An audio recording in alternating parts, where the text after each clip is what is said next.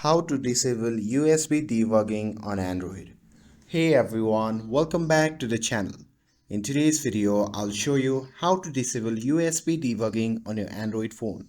So if the notification keeps popping up and you just don't need it anymore, this will turn it off for good. So now without further ado, let's get started. So first thing first, open the settings app on your phone. And here, once you have opened the settings app, simply scroll down and tap on the option labeled as About Phone. Now here inside this option, simply tap on software information and after that look for build number. And once you have found it, just tap on it 7 times to enable the developer options.